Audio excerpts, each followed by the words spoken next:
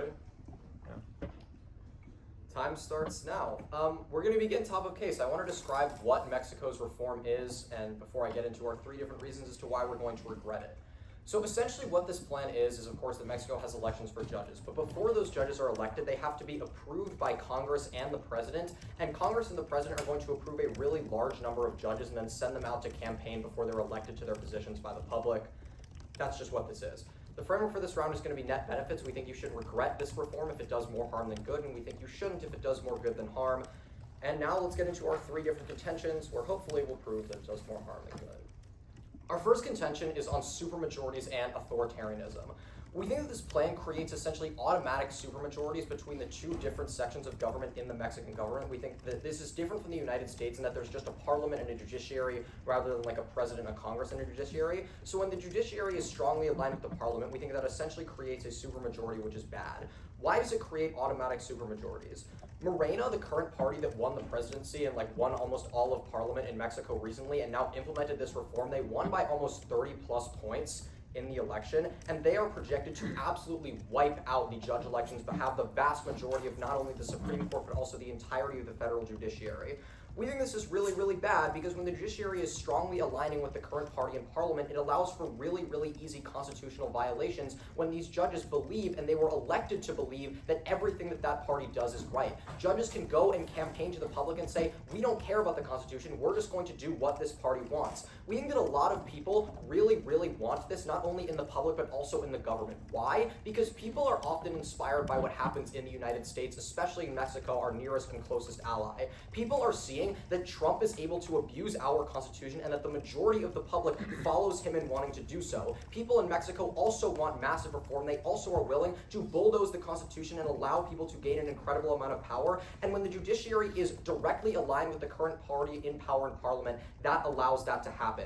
What was the difference before? Before we had these reforms, the current party in government could elect a maximum of appoint a maximum of 3 of the 11 Supreme Court justices, and old appointees often counteracted the new appointees, meaning that even if there were some switches when parties changed, the Constitution was still upheld because you couldn't have that much sway over the judiciary, even if you gained a ton of power in Parliament. We think this is really, really important because the judiciary not directly aligning with Parliament is what actually protects the Constitution and ensures that people don't value their own policy platforms over long-standing traditions in the country. What are the impacts of this? We think that allowing for further authoritarianism is always going to be bad. Why? We think that a loss of a democratic government, it leads to a massive drop in quality of life for people that live in essentially any country. Why? Because the government is no longer actually accountable to the will of the people, which means they can do essentially whatever they want and not fear retribution. When they're able to violate the Constitution, they can wipe out elections, they can make them unfair, they can do almost anything that they want, and there's essentially no way to stop them. We also think that it leads to far more corruption. You can just see examples of more authoritarian regimes in history like Russia, where oligarchs control the majority of the economy and the government. We think it's really, really bad to allow authoritarianism, which is exactly what this plan lends itself to. But our second contention is on why campaigning inherently is really, really bad. This plan, this reform, essentially requires that judges campaign because campaigns and election, to win an election, you necessarily need to campaign. You need to prove to people that you're worthy of their votes.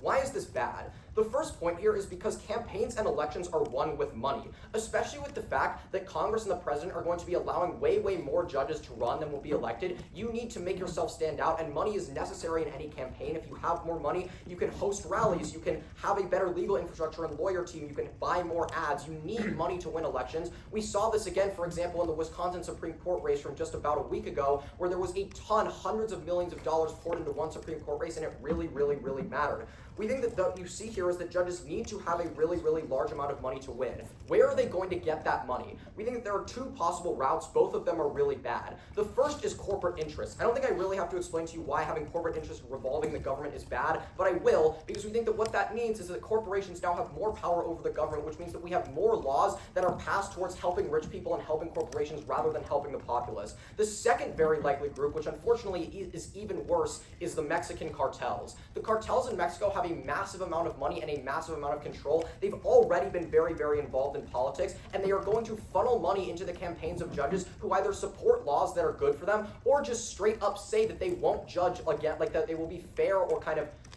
overly fair towards towards people in the cartel that get arrested. We also think that judges that run on platforms that oppose the cartel or oppose organized crime, they are going to end up getting killed. 27 judges have been killed by the cartel in the past 5 years. We think that this number goes way up when judges have to stand in front of the country and tell everybody, I support the cartel or I oppose the cartel. The cartel obviously isn't going to allow these people to enter the government if they are saying broadly that they oppose the cartel, that they're going to send them to long sentences, that they're going to crack down on drug crime. Yes. How do you solve for cartels controlling the government and large governmental authorities, and also kidnapping, probably targeting the families of judicials when they're elected either way? Or we don't solve. This is a regrets motion. We're regretting something that makes a problem worse. So we're not saying that we're solving it. We're just saying that if we implement this reform, it gets even worse.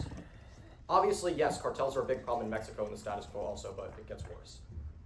Okay, now onto our third contention, which is on the efficacy of the judicial system. The first subpoint here is the lack of judicial employees. 55,000 judicial employees, or the majority of the current judiciary, like non-judge judiciary, is currently on strike and refusing to work in Mexico under these new reforms. We think that this is really, really bad. Why? Because that means that when these new reforms are implemented, when new judges come in, you have to do a couple different things. You have to spend a ton of money on hiring and finding new people to work in the courts. That means long interview systems. That means looking for a ton of different people. This costs the government a lot of money. And then while this is happening, we think that you see a really, really large amount of court clog while they're trying to get 55,000 new employees hired. This is bad because it means that people are spending way more time in prison awaiting trial. We think that that means that there's more violence. We think this also means that there's less money for the public when they're spending all this money on rehiring people. That means cuts to social services, and that's bad for the quality of life of everybody in the country.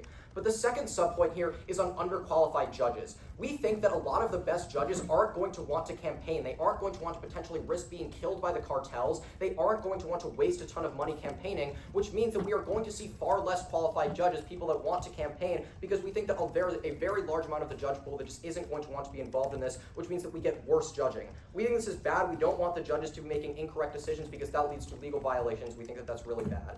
For all these reasons and more, vote go. Thank you.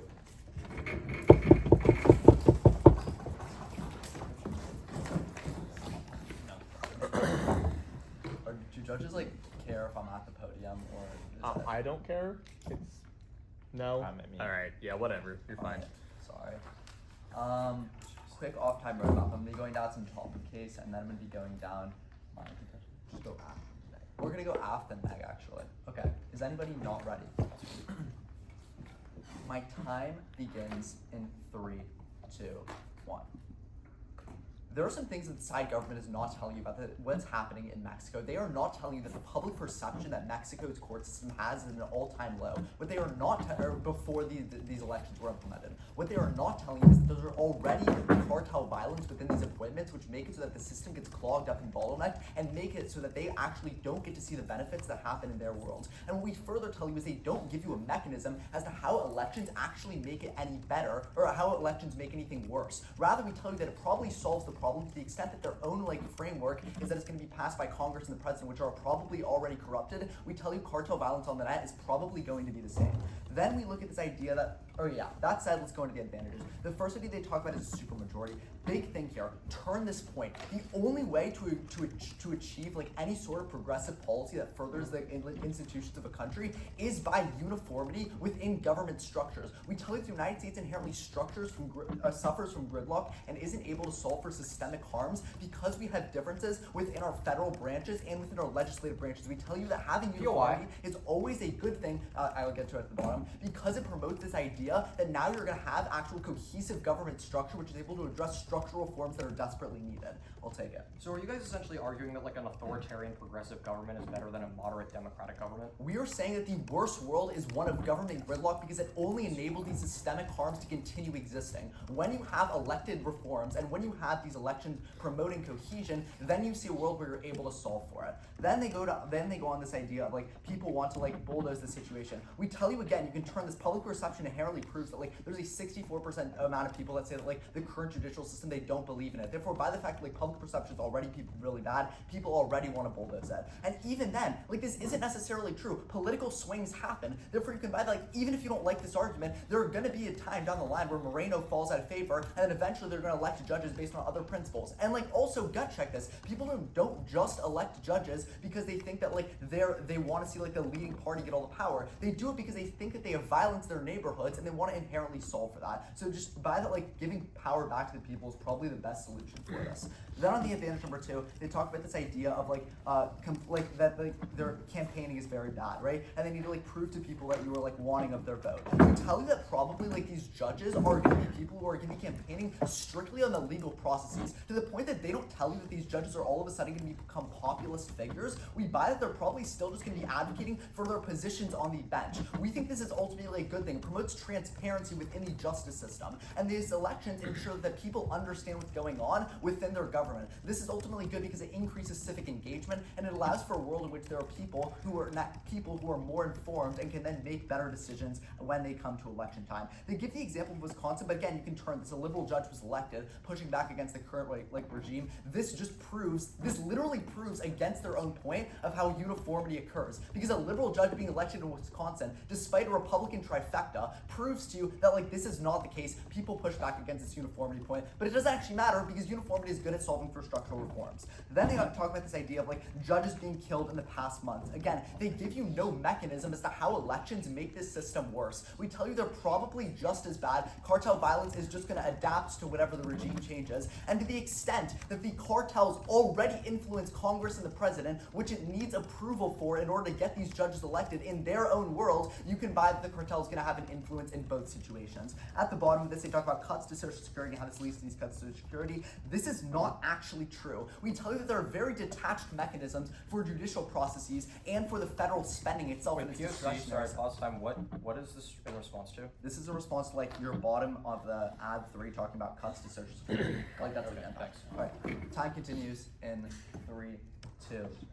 Okay. Time continues in 3, 2, 1. We don't think this is the case. They don't prove to you why the government's going to need to allocate excess funding in order to get these people to get these judges appointed. Sorry, last thing, they talk about this bottleneck and this court clog with like new employees. We probably say that like this is not very important because this only happens in the short term, and we tell you that already they have a bottleneck of like criminals within the system like, who are like not even being able to get process because the judge system is so antiquated and outdated that like we tell you that these judges are like not very good in general, that this is probably a short-term harm. We think in the long term we outweigh because we give more power back to people and increase transparency. Okay, now onto the disadvantages. The disadvantage is that of elitism. The thesis for this is that appointed judges follow leaders, not the people. It turns like the world into like, it turns the courts into political pawns. The warrants are number 1, voter ignorance. Nearly 70% of all voters in Mexico judicial elections cannot name a single judge, and respondents of surveys, sorry, I have left that there.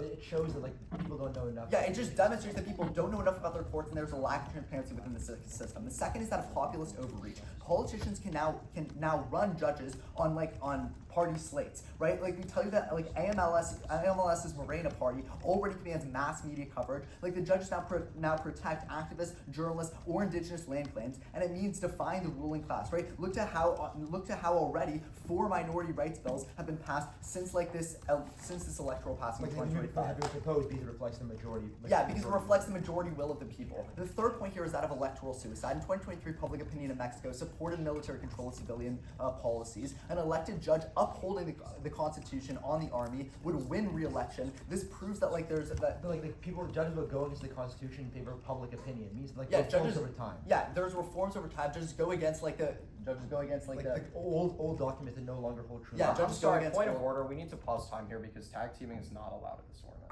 Is it not? It's not, no. Oh, okay, sorry.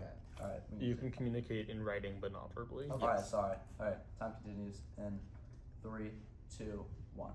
The fourth point here is that of precedent collapse. With judges appointed every few years, we tell you that the legal doctrine flips constantly, and we tell you that landmark rulings for different rights in Mexico are already being overturned. We tell you that proof of this is the idea that since there's so much political flip-flopping and they can appoint judges, this is inherently a bad thing because it means that there's a shift in the equilibrium. But people's votes and people's values probably stay the same over time. You can look to America, how the cost of living crisis has been voters' issues for 70 plus years, so they probably are more consistent than that of the ruling political parties. The third point is global proof. Germany, Canada, and India all use. Oh, what? Skip. Okay, sure. We all use election systems to shield the law from public passions, right? They can.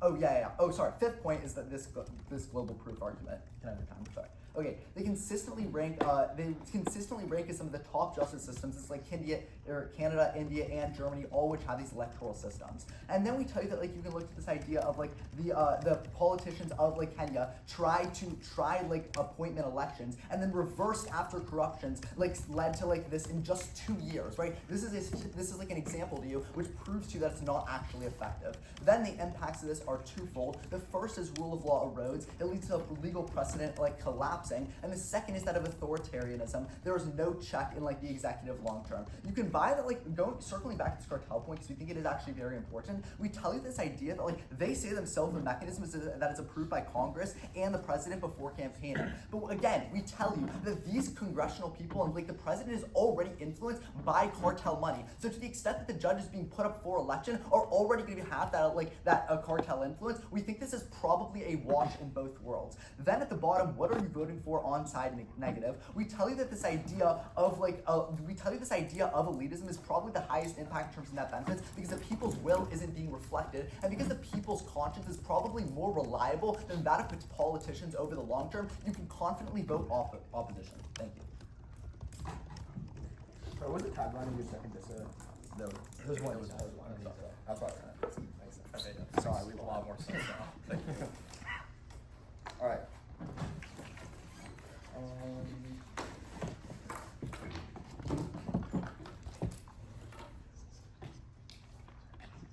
Is anybody not ready? Perfect. Order's going to go briefly on top, then I'll do gov in order, off in order, and I think I'll have time for voters and key issues. But everyone's ready? Time start. I still can't blame him, by the way. Verbal POIs.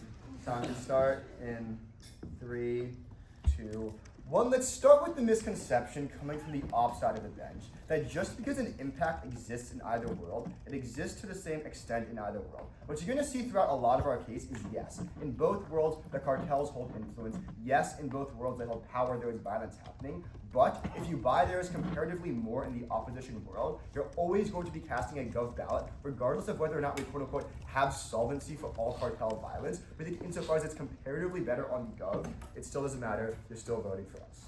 Okay. With that being said, let's start line by line on Gov 1 on the Supreme Court.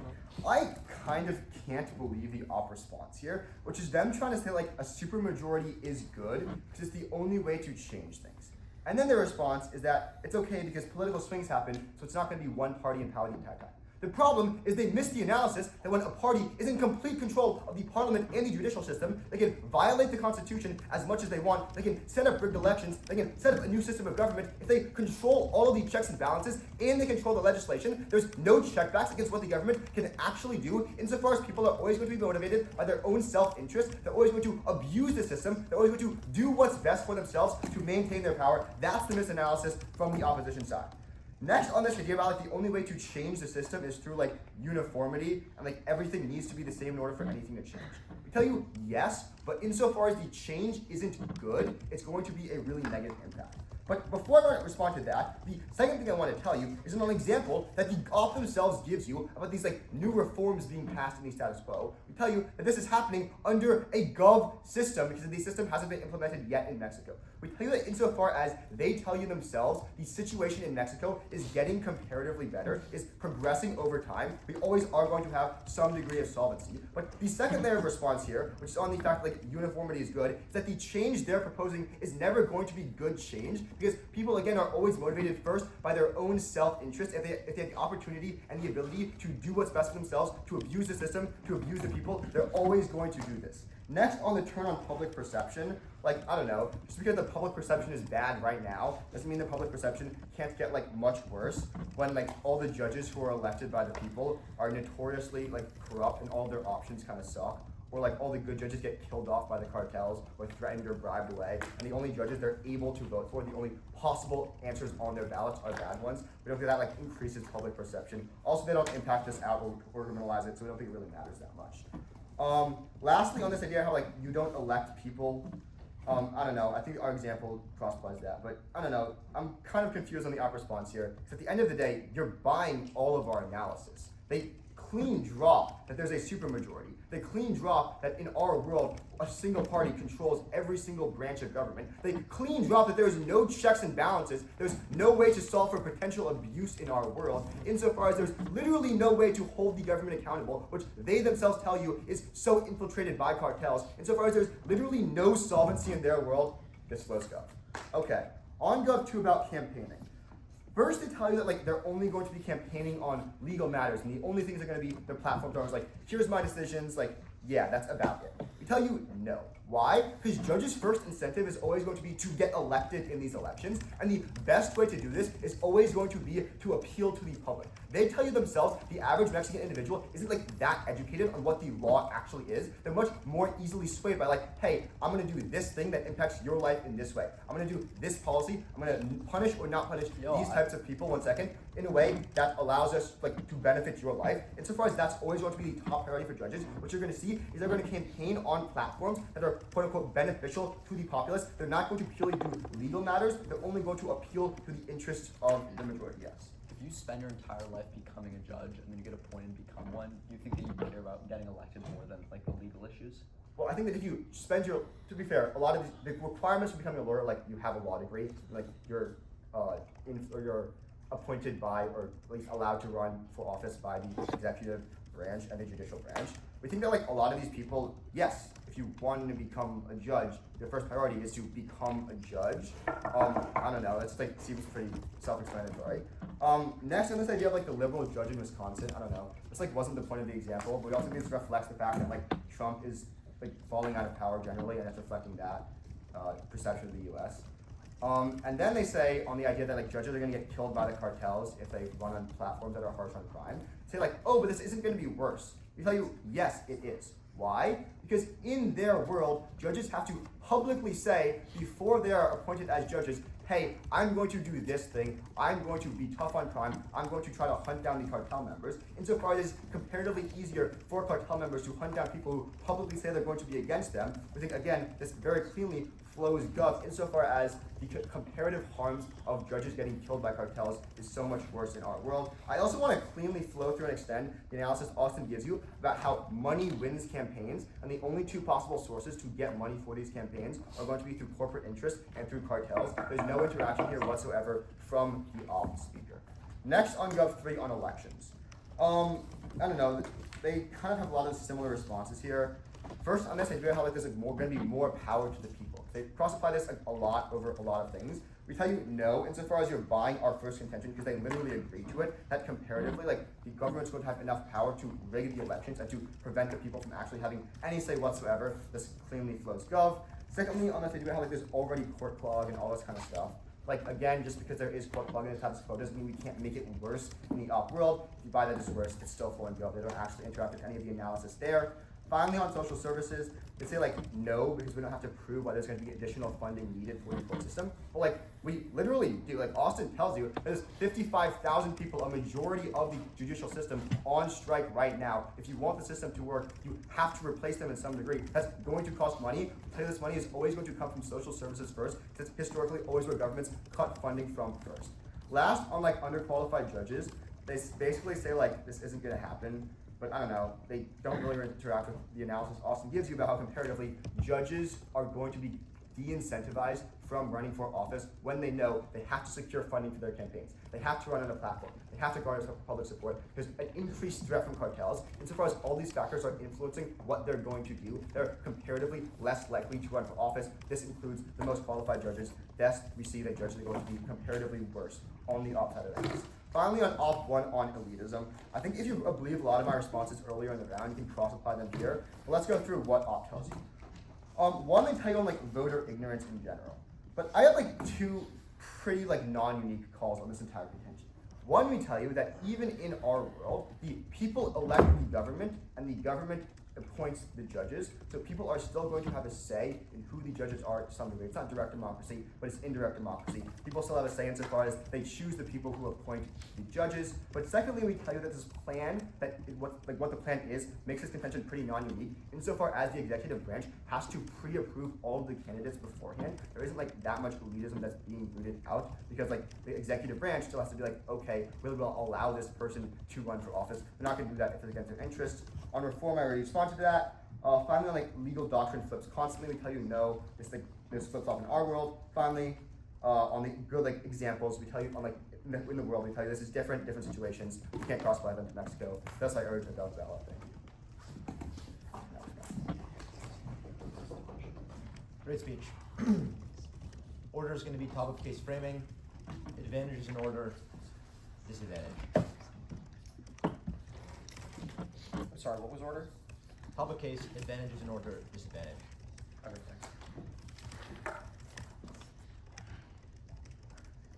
thanks. How big is my first word? Insofar as side government concedes two main things, you can immediately vote opposition after my speech. First, they concede that people's consciousness is better than the will of the government. This checks back against a large majority of flip-flopping, which solves a lot of the app, but also we tell you this probably means that you immediately vote opposition because people's judgment is always going to be better than the judgment of the people. And also, the second thing you're going to extend here is you're also going to extend that the average Mexican individual, even though they're like not informed, proves to you that there isn't enough transparency in the status, in like the world of the affirmative, which means that people don't actually know what's happening, and it's a world of elitism, which probably means that already like gives us the trigger to our like disadvantage. Okay, then on their like contention one. First, they drop the term. We say here that, okay, if you just gut check this in the resolution, the literal political party in power is the one appointing and approving the judges. We say this is probably the most elitist, and this leads to the most supermajorities, insofar as they control the judiciary system, they control the judicial system, they control everything because they defend a world of like being appointed rather than elected. This means they drop the term, means that they get access, like we get access to their impacts insofar as they create supermajorities. But the second response here is that they drop the fact that like it's like a worse world in the government because of gridlock, insofar as like political parties are like switching like every single time. That means flip-flopping policies, whereas like people's judgment remains like relatively constant, which means there isn't that much flip-flopping in policies when you default to the people. Yeah. Given that elections and governments are inherently reflective of the will of the people and what they want, like how does this argument make any sense? Yeah, so elections, like, okay, first of all, there's a couple of responses to that. The first response here is that even though like people vote for political parties, doesn't mean they vote along the same political bills. For example, there are things that a lot of people hate about Trump, but they put them aside for like the good things about Trump. We say here that like the judges voted on every single issue independently, which means you get people's opinions on each one of those issues independently and not just based on candidates, which still means that like you get a better like will of the people when you default to the people. And the second response here is that if you're anyways reflecting the will of the people, why not just ask the people? Like this just probably solves the majority of the app anyways. Yeah, and then you can also extend it the uniform, they say like we're creating bad change. No, they drop and they literally concede that we're creating good change insofar as like 4 political bills have been like drafted by people who were like chosen by like the popular, like by the people as like likely judges. This has not been like implemented yet. These are just proposed bills. But insofar as the people who are running and campaigning or like planning on passing these 4 big bills that are already appealing to the majority of the public that haven't been passed before in history, means to you that people are that the judges are like appealing to the average common person and like appealing to their own interest, which probably means that their consciousness, they say they're selfish and they're bad, but insofar as they concede their consciousness is always going to be better than the consciousness of the elite and the people in government, those interests will always be better motivated than those. Yeah, so I have a lot to get through. I have a lot to get through. And then, yeah, that's their first contention. Yeah. And then on the second contention about campaigning. All right, yeah. So they say here that like elections are won with money. They drop the turn on the Wisconsin Supreme Court election. They bring up this empiric and then they forget about it themselves. Insofar as the person that get less funding by like Elon Musk just pumped a bunch of millions of dollars into the conservative candidate who lost by 10% of the vote, probably proves to you that elections aren't completely won by money. They drop this. Doesn't matter if it's like probably like not the most true in the real world, insofar as they conceded in the debate round. But also secondly here, you're always going to value the long term over the short term for 3 reasons here. The first reason why you prefer the long term is the short term has no actual immediate change. We say here that like even though like the political party is like the one in power, insofar as like they're probably going to be appointing and the people who are like electing if people who are like voting for the same leader would vote for similar judges, there's not so much change in the short term. But in the long term, you see change because voters get more informed. Voters actually know more about the Supreme Court, which isn't happening inside a permanentist world. Insofar as voters get more informed about their daily lives, means that they can get more informed about the Supreme Court, means they make better decisions overall in terms of who to elect as president, means they elect less corrupt politicians and better policies overall, which means that they never solve for education and lack of education on their side of the house. So that's like how we're able to turn on long term over short term. And also we say here that like the long term health of a country always should prioritize over the short term because we have to make some sacrifices in the short term to like have like long term sustainability in the long term. Then they say like you first like judges want to always be like they want to get into power before they actually want to be a judge. This is just largely untrue. The majority of judges want to be judges because they want to serve their country. They want to serve the rule of law. They're very excited about the rule of law. They're passionate about the rule of law. And so as a result, a lot of these judges are like way less, sorry, I have a lot to get through, like way less corrupt than like, for example, like these people who are running for like the courts and like the judiciaries in Mexico usually already have lawyer positions. They already have like jobs. They already have like, you know, they're maybe a state level or like a city level or a community level judge. And so they're just trying to expand their position. Insofar as like people like will be able to recognize like what's a corrupt judge and what's a not corrupt judge through the education warrant that we read to you, that means that judges will have to like will have to campaign based on like their good legal policies. Which means we're able to turn our, no, I have a lot to get through. We're able to turn their second contention here. Okay.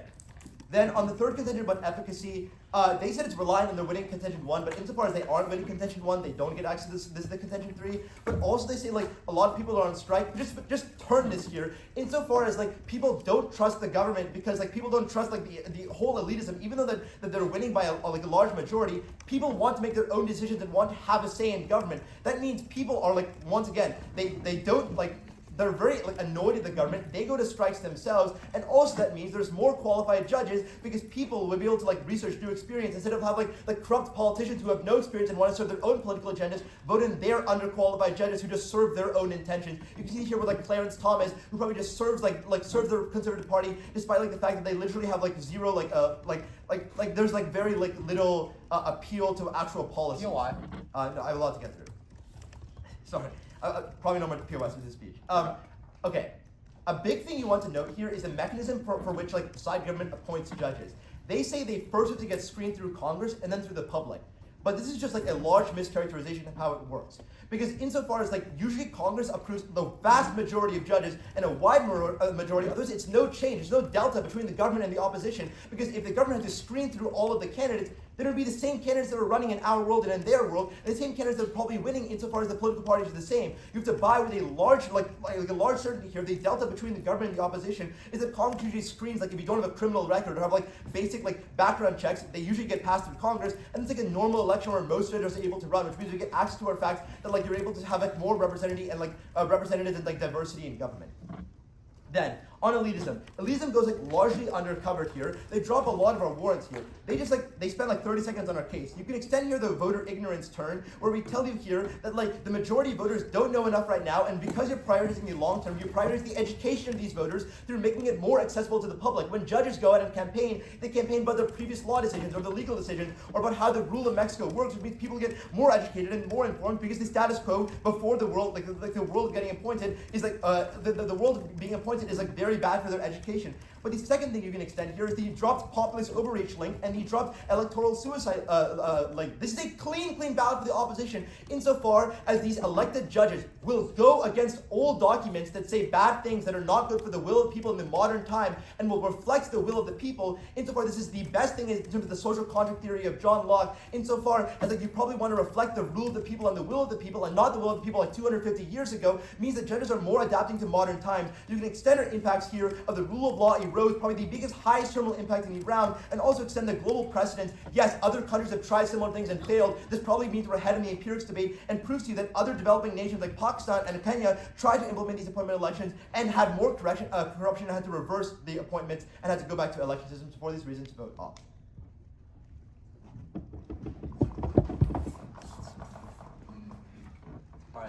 Alright, quick corruption roadmap, if that's okay. Starting with some non-voters for side government and then some voting issues for all. Is anybody not ready? My time continues in 3, 2, 1. we are still debating under the weighing mechanism of net benefits, and for that reason, I'm still proud to oppose. The first place that you can look at is why you're not going to be voting for government in this debate round is the idea that they drop this term that government is going to appoint judges based on Congress and presidential system, meaning that all of the impacts that they have related to like cartel violence or some sort of other like stopping of corruption probably goes right out the window with that. They say that there's actually different nuances, yet they don't do that analysis for you in the MG. So therefore, you probably just buy that they don't. It's going to be the same in both worlds, and to that extent, the non-uniqueness of this point still applies. Then you can look to the idea that the next non-voter not voting here is the idea that like campaigning is going to turn like terribly, and they give their own example of the Wisconsin Supreme Court race, which literally knifes this entire argument. Why does it do this? Because we tell you that like even when the government put in money, even when figures like Elon Musk put in money to that race, even when there was backing for like one nominee and it was a cohesive government trifecta, they still lost, which just proves to you that the conscience and will of the people is always going to trump that of government policy and rhetoric. So you do not actually trigger this impact scenario where they rig elections and etc. because the people ultimately check back as they did in Wisconsin. Then you can look at the idea on the advantage number 3 when they talk about like the efficacy of the judicial system. They talk about court plug. We tell you this is short term and you actually prefer long term over short term for a couple of reasons. But even then they say that like this is going to lead to the cuts in Social Security, but don't interact with any analysis that Shauna or I give you as how that's like probably not the case. This like just and even if it is, it gets outweighed by the fact that the will of the people wants actual change, and that probably means more than the government actually spending an extra couple of dollars.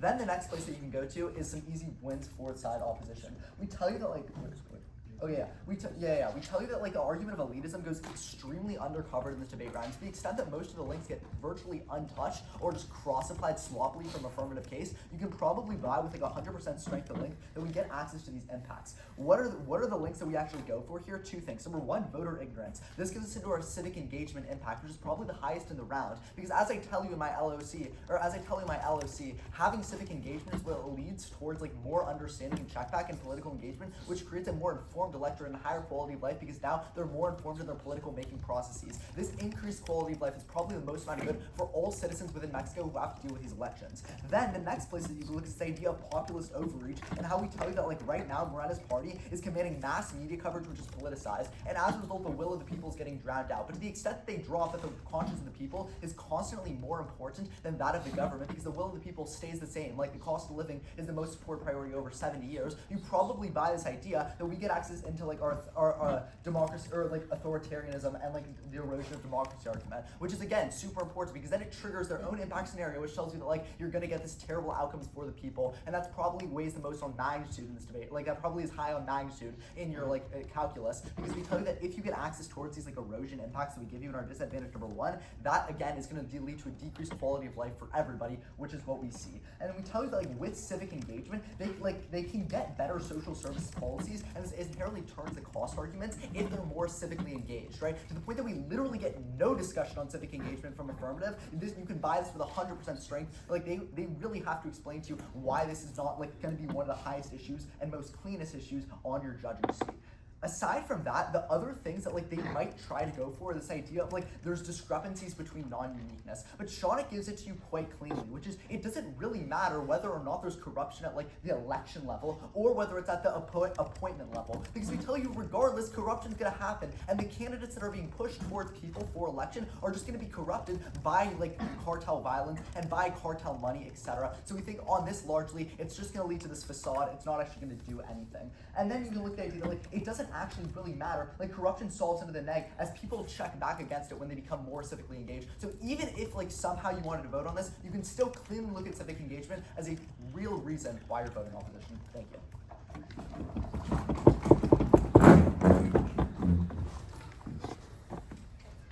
No, I don't need that. Okay, this is gonna be fun. All right, everybody ready? So Op goes for like a really interesting strategy in the block here where they think that they can basically win the round without adequately responding to like the most primary arguments that we've made in the round. I think that the key place where you're voting Gov, first of all, is on this brutally under-refuted argument of authoritarianism. What are some really key warrants that we give you here? Firstly, I want to respond to this idea that like kind of emerged from the block, but that Campbell also talked about a lot, that like the executive branch is still deciding so that you get no change. First of all, I think if you're getting no change, that wipes out like basically the entirety of the opposition's offense. But more importantly, we give you really clear framing at the start of the round as to why this isn't the case. Because preceding this reform, the executive branch could only appoint 3 out of 11 of the Supreme Court judges, whereas now they can influence the election of 9 out of 9. And the other difference is that in a world of appointments, the last administration's appointments are still in the justice system and still kind of stopping back against that authoritarian change. But in their world, every single justice gets reelected, which means that you could have an entire judiciary just filled with people in one single party, which isn't possible in our world. Don't buy the non-unique call on this point of authoritarianism because they truly do not prove it to you. And then beyond that, every single other warrant on this point is dropped. They never respond to you as to why having a aligned judiciary in parliament leads to authoritarianism. They never really respond as to why that's bad, except for when they try and claim that's the only way to have progressive change. But I think you would rather live in America than in Leninist Russia, where you did have massive progressive change towards communism, but you also had a brutal authoritarianism in which people were killed for literally just existing in opposition to Lenin's government. We think you'd rather live in America. It's very, very clear to see that authoritarianism is bad for people, especially because of the argument that we also make that they totally drop. When Campbell tells you that people are naturally self-interested in government, so you're going to see bad change, they don't respond to this at all. When authoritarianism emerges and when people in government realize that they have all of the power, they're going to make changes that are in their best interest. What that means is that you don't actually get any of the positive progressive change that Op wants you to believe is good, but more importantly, they lose access to all of their civic engagement arguments because, as me and Campbell both told you throughout the round, elections no longer exist. It is in the self-interest of people that are in an authoritarian position to wipe out elections, which means that even if you buy that people are going to resist the government, even if you buy that they're now going to be more civically engaged, there's literally nothing that they can do about it, and this prereqs the entirety of their case, because they're telling you that like elitism is bad and we need to vote it away, but you can't vote out elitism if you don't have elections. And furthermore, they drop the argument that authoritarianism naturally inclines itself towards elitism. When we give you the example of Putin's government, they totally drop this. We explain to you that authoritarian governments become oligarchies where special interests have all the power. You don't wipe out elitism, you just create authoritarianism. And furthermore, we think that you can buy some of the warranting that they give you themselves here. They told you in LOR, and I'm reading this verbatim, that the will of the people is being drowned out by Moreno's media campaign. This directly refutes all of the argumentation that they've given throughout the round that we're going to be responding to the will of the people, because they tell you themselves that the government controls the will of the people. This is not good. We think that you're very clearly voting for Gov here because authoritarianism is not only the worst possible government outcome, but it also prereqs the entirety of the opposition case, which is dependent on people voting in new governments, voting out elitism, and creating new policies. But an authoritarian government without elections is what we will actually see, because Ob brutally fails to respond to these arguments. Then onto the second. I'm just going to call it. I think the argument that authoritarianism is the internal link to elitism, or any of these other arguments, should have been articulated in the MG after we read an elitism. I read this in the PMC though. Like the Putin example is out of PMC. Discretion, continue. Yeah, okay. Okay, and then onto the next point, which is on corruption. There are two key arguments here that are kind of coming out of the block, which I think are mostly responded to by Campbell, but I want to touch on it a little bit more. Firstly, let's talk about this Wisconsin Supreme Court example. They tell you that like this immediately turns our case. We think this isn't actually true. First of all, because of the fact that people in the system, like Democrats, were pumping in just as much money as Republicans. And your response to Wisconsin Supreme Court should have been brought up in MPs, and your response to PMR. I think, first of all, this was talked about by Campbell. Like, this general response to this was talked about by Campbell as well. And I think that the individual fact here that I'm responding to, that there was a lot of money coming in from Republicans, that I think emerged from the block. Discretion panel. Okay, regardless, we don't think that the example proves the rule. Fundamentally, it's just really obviously intuitively true that you need money to win elections. All of the warranting here about how you need to buy ads, run campaigns, and have legal teams is not responded to by Op. Sorry, bad example, are bad, I guess. We don't think it's actually a bad example, but I guess I can't say anything about it. It's pretty clear to see here that it is obvious that you need more money to win elections, and they totally drop the arguments that come straight out of PMC that there are two places to get this money. One is from the cartel, and one is from corporate special interests, and they also drop all of the impacting as to why both of those places are really bad places to get money. The only kind of tangential response they give you here is that the government is that the cartel has an equal amount of sway on the executive branch who decides who the judges are, but Campbell pretty clearly responds to you this, because again, the framing that we explained at the top, which is that in the status quo before this reform is enacted, you see that there is only a certain amount of appointments that any individual administration can have, but now the cartel can influence the entire judiciary. Fundamentally, you're voting for Gov because you see a mass wave of corruption, and you also see a swing towards authoritarianism with elections wiped out and therefore no way to swing back away from authoritarianism. And for all these reasons, you vote Gov. Thank you.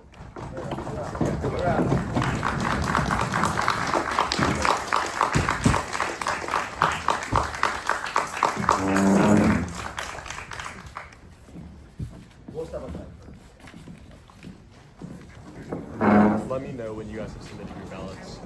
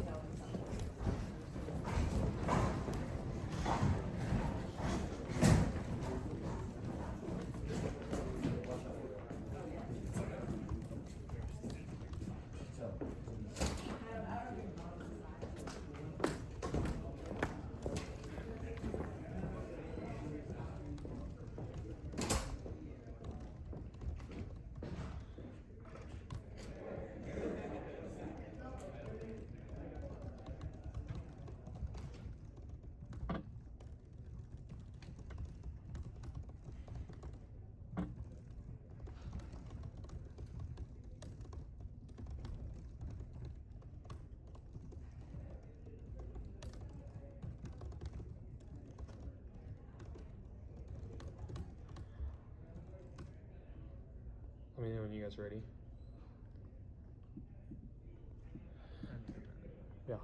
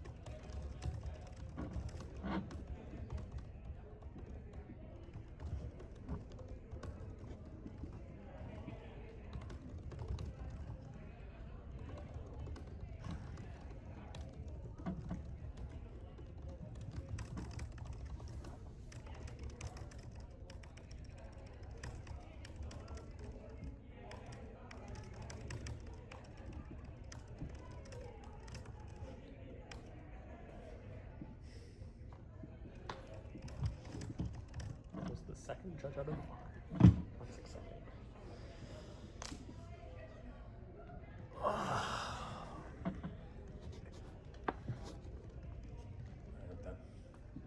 Are you the 3rd judge out of 5? I think so. Ah, excellent. Alright.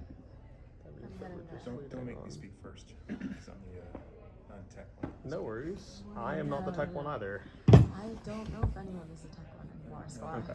Alright. yeah. Cool. Great. We're all looking at you. They're gonna love us. Yeah, I looked over at Kira immediately. Oh. Okay. I lost Wi-Fi and it took All all my right. RFD. You- So You were sad. waiting on- I'm so sad. Yeah. I suspect we voted the same way. Yeah. Who knows? Maybe it's. Are we all? Oh, we're still a few go. I So if we're Sorry. squirrels, we're wait, I'm squirrels sorry, together. I'm But we're right. finishing. Oh my lord. The John Locke thing. Oh my god.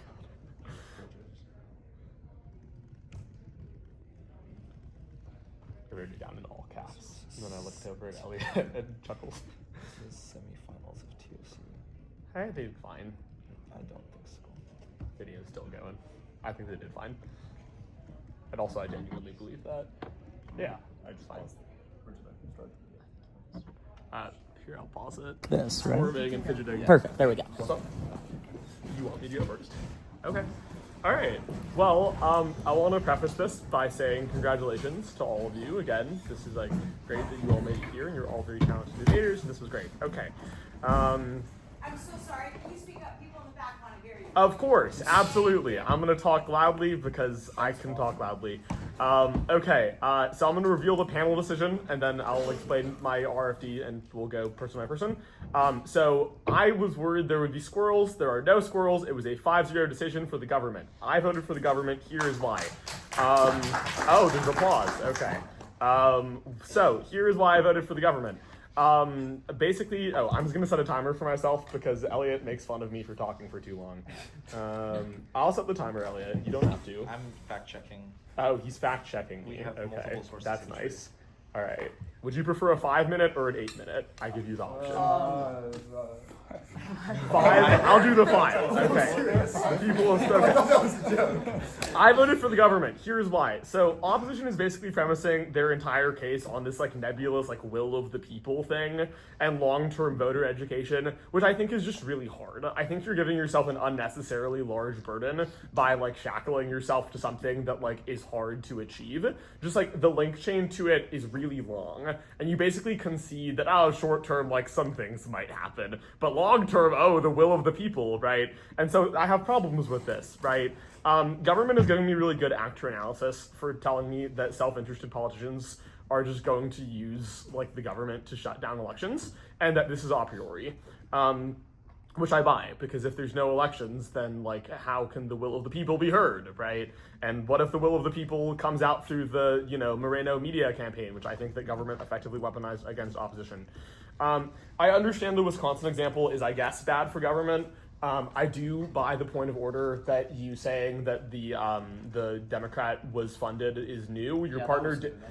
Yeah, it's fine. I mean, your partner like responded to it, but in a very hand wavy way that actually I think was good for them, because he was like, well, it shows that Trump's going down, which shows that like, the will of the people succeeds again, So I buy the point of order, and I think it's a bad example, I guess. But I don't think it knifes the actor analysis that just like, money is helpful for elections, money buys rallies, money buys stages and ads and name recognition.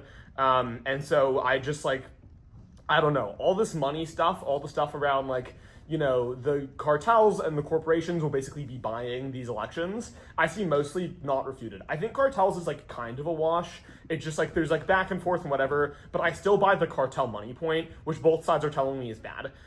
So I can't really vote on the will of the people and voter education thing just because the government's authoritarianism arguments basically are being put first, and it's telling me that at the point where we have a dictatorship, we have a problem. Also, like opposition cannot make up its mind on authoritarianism, which I think is a problem. Opposition is like, authoritarianism is great because progress, and then they're like, and it's good, but also it's bad, and it's happening in their world, but also it's good, and you can't make up your mind, and it's a problem, and it means that authoritarianism is like a weaker voter for you, which is a problem. So what else? The stuff about court clog, I think also just like isn't really refuted. Like 55,000 clerks walking out seems bad, and capacity problems are bad, and like opposition tells me, but it's the will of the people, and that's not a response. So I have a problem, and like government doesn't really tell me about this in rebuttal, so I can't really vote on it. Government basically makes like a gamble and is like, we're gonna collapse fully on authoritarianism and just like not really bring through anything else and just do authoritarianism. And it's risky, but I think that it works, and partially because like it's a priori to their stuff, and partially because like clearly the problems are bad. The Leninist Russia thing was hilarious also, by the by. And I think you can talk about how authoritarianism also is inefficient in addition to being brutal because of like information channel problems. I understand that you didn't have infinite time, but like I think that something could have been done there. What else am I saying? The point about judges becoming political hacks because the good judges are too scared to run kind of flowed through, but then wasn't in the rebuttal, so I couldn't use it, which is like kind of sad. Like it would have been nice if you guys had more voters, but your one voter works fine. Yeah, I have a minute and a half because I am very efficient with my time. I'm gonna look at your guys' individual stuff. Anything individual? Thinking. You're all great. You did good, like, line by line, and you're structured. Oh, I actually wanted to say to the member of the government that you jump around the flow a lot, and it's kind of a problem. It's just, like, difficult. Like, I wish that I had more examples, but there are many times when I have to switch back and forth between, like, the gov sheet and the op sheet, and I am lazy and don't like to work. And so I don't want you to do that in the future. Just a thing to work on. You're a great debater. You're fine. Other things...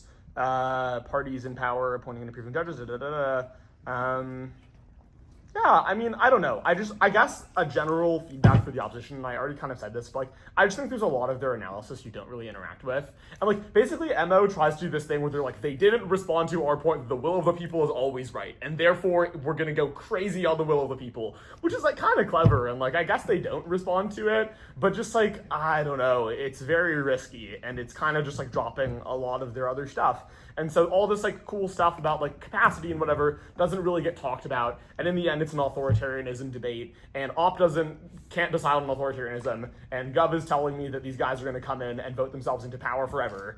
And that seems bad. And so I voted for the government.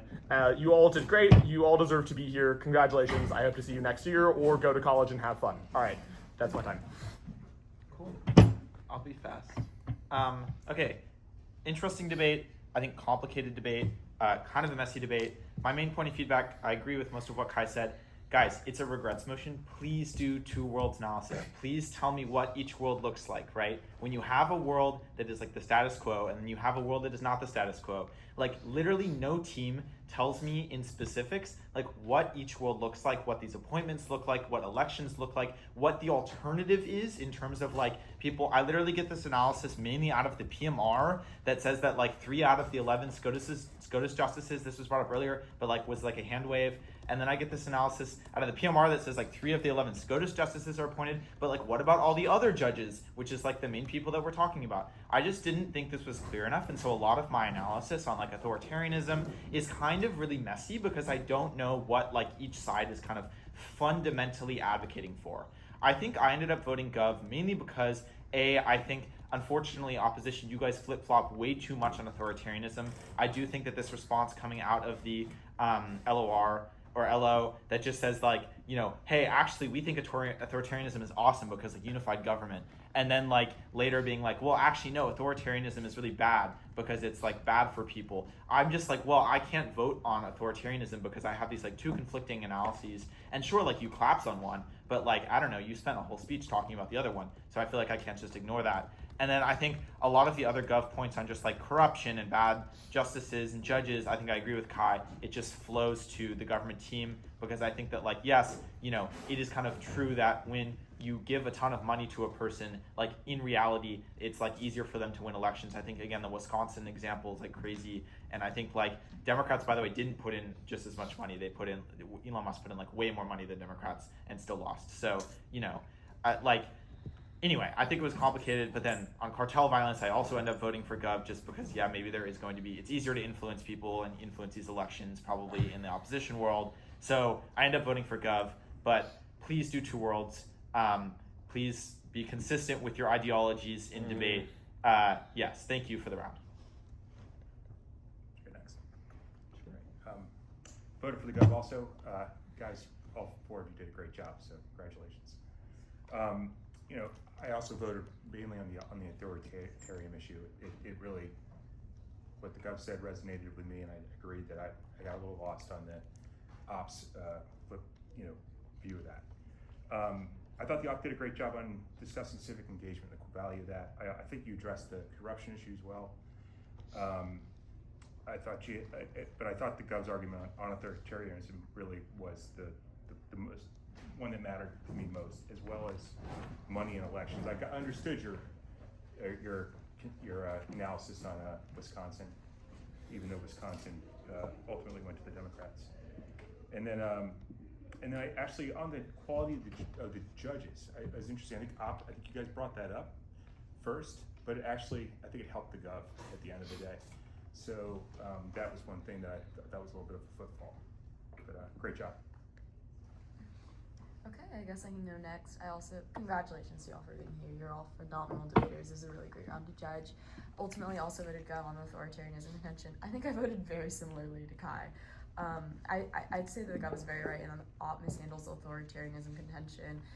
I really like the warrant. The 3 out of the 11 judges are currently, like Kai also wanted me to say this, can only be influenced when they're appointed versus all of them can be influenced when they're elected. I think that was pretty bad just in terms of making sure that you guys were clearly winning the link to the authoritarianism contention there. I also think the op is right that the long term maybe something balances out, but I think the short term that the gov is winning right now is really, really important for me in terms of contextualizing that right now there is a government in power that has the power to create the supermajority, and once that happens essentially in the status quo, they will flip that because they're self-interested people in order to create this authoritarian government in the long term. I think this, they're gonna turn into Leninist Russia is a little bit extreme for me. I just don't think that's, I just don't Say see Stalin. what Stalin is worse. Sorry. Sure, but pick your authoritarian dictator, but I'm not quite sure that is the fate that I see Mexico headed to right now, but I think it's probably true that there is likely to be a world in which authoritarianism significantly increases, where we see maybe media coverage get dominated, where a lot of the civic engagement efforts that they say are going to come through just aren't able to actually make an impact because essentially the government is locked down into this system. I think the prerequisite just ends up being a hugely compelling argument from SideGov here. In terms of the elitism corruption points, I think I ended up viewing these as pretty washed at the end of the debate, to be honest. I don't know, there's going to be corruption in the appointment process, there's going to be a lot of corruption in the election process. Elected judges will be vastly money influenced in a very corrupted way, most likely. I actually didn't really love the Wisconsin example, I think just because it was used by both sides to a significant amount of debate while completely ignoring the analytics. And I think SideGov is right in the PMR when they bring back that at the end of the day, I see no reason why, sure, maybe you have this phenomenal Wisconsin example that flows your side, but at the end of the day, money is going to influence elections. They read you a bunch of warrants for why that's true. You're just missing a lot of the analytics debate. I would say this is a very clear example of that, but I think that's true across the flow. And I think that's a reason why it was just so hard to get your points in order because you were losing the logic chains behind everything. But yeah, anyway, phenomenal debates from both sides. Very interesting. Perfect. Yeah, I'll just be really fast. I agree with a lot of what's said. I think I ended up just voting on, a lot of the short-term impacts kind of control the link into anything we see about reform in the long term. I think in a round like this, particularly for regrets motion, there's this tendency to do a lot of non-uniquing and a lot of turning, but I think you get to a point where I think it's probably double turned at some point in the block, as was mentioned, and then I think the non-uniquing just makes it really messy. So again, that's where you just fall back into a much more lay format of kind of two worlds description, really kind of simple, clear, what do these two worlds look like, what do the systems implement in both. I think that would have really helped here, as opposed to trying to find marginal offense everywhere, which is much more the intuition and types of rounds here. So yeah, good job everyone. Cool. Thank you guys. The opposition gets these cool little